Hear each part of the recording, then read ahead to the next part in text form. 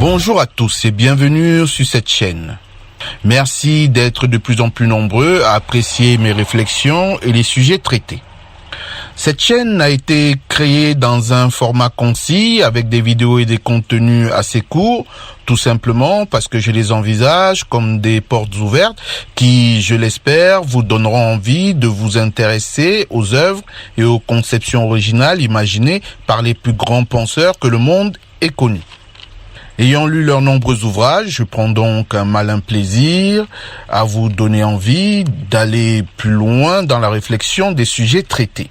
Je vous encourage à continuer à faire vivre nos idées et à les partager au plus grand nombre. Dans ce podcast, nous allons traiter des sujets de la création, de l'évolution et du sens de la vie sur Terre. En tant qu'être humain, nous cherchons un sens à notre vie. On cherche un sens au monde dans lequel nous vivons. Nous avons besoin d'un sens et d'un désir éperdu de clarté, comme le disait Camus. Or, nous avons parfois l'impression que le monde n'a pas de sens, que notre vie n'a pas de sens. On vit au monde sans l'avoir demandé.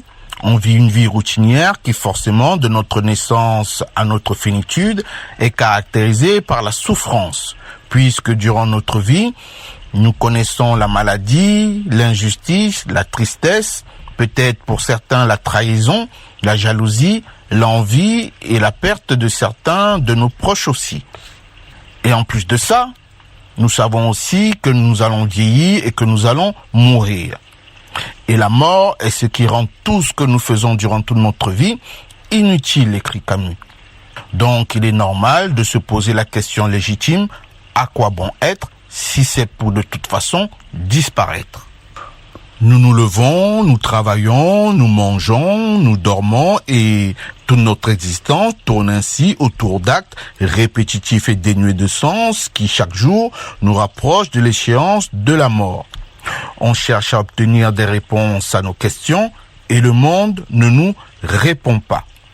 C'est donc en cela qu'une grande majorité d'êtres humains cherchant des réponses vont placer leurs espoirs et le sens de leur vie dans un monde autre que celui dans lequel ils vivent, comme celui de la religion. Ce qui me semble compréhensible puisque le but est de vivre le mieux possible, de vivre avec foi et passion le non-sens de la vie selon Camus. Concernant l'univers et sa création, je dirais ceci.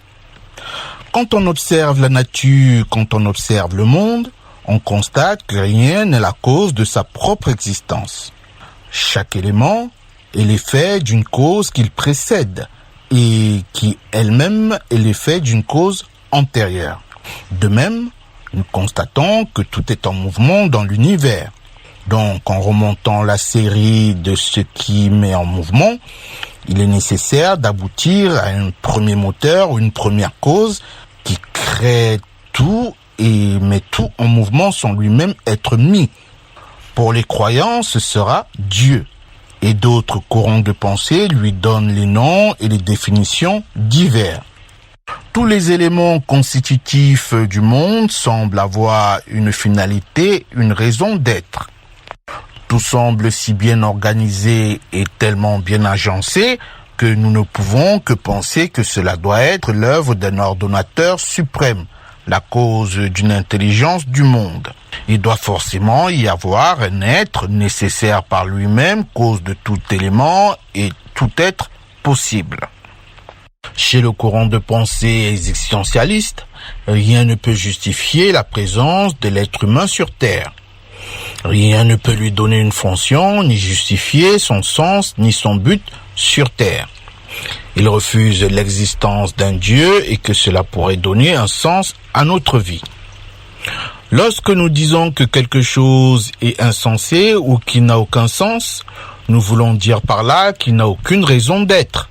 Car effectivement, ce qui a un sens pour un être humain, c'est d'abord quelque chose qui est utile pour lui et qui lui permet de satisfaire son besoin et son désir au quotidien. Si on demande à un médecin ce qui justifie son existence sur Terre, il nous répondra probablement que c'est de soigner les gens, en gagnant un peu d'argent au passage si possible. Si on demande la même chose à un religieux, Ce sera de servir son Créateur et de faire ce qu'il attend de lui.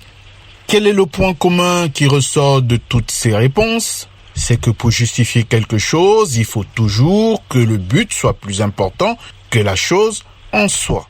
La santé d'un grand nombre de patients est plus important que la vie du médecin. Et pour le religieux, Dieu est plus important que sa propre vie. On peut ainsi citer d'autres exemples et vous pouvez faire ce test avec toutes les activités humaines et vous verrez qu'on aboutit toujours à la même conclusion, celle prouvant que la finalité de toute chose mène à l'envie et à la recherche du bonheur.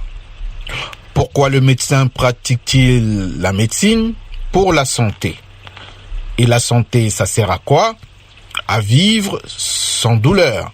Et si on n'a pas de douleur, c'est le bonheur. Et le bonheur, ça sert à quoi? À rien. C'est le terminus. Après le bonheur, on n'a plus de moyens pour atteindre autre chose.